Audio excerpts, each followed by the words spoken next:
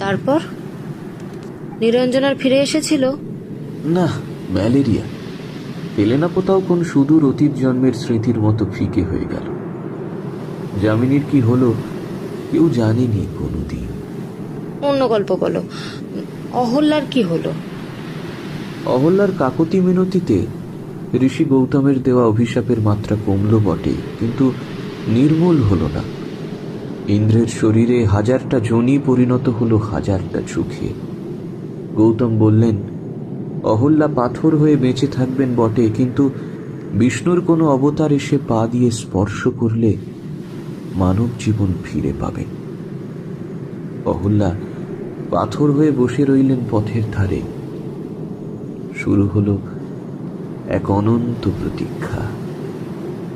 আর শকুন্তলা? দুষ্মন্ত তার কাছে কি ফিরে এসেছিল আর কখনো? সেও তো দুর্বাসার অভিশাপে ভুলে গেল শকুন্তলাকে। তাত কন্যের আশ্রমে শকুন্তলা কেবলই পথ চেয়ে বসে থাকত তার স্বামীর। ওদিকে রাজা দুষ্মন্তের দেখা নেই। বিস্মরণ, বিরহ, উপেক্ষা মিলেমিশে গেল এইসব গল্পে। প্রিয়জনের থেকে কিচ্ছু চাননি তারা, চেয়েছেন শুধু একটি উপহার।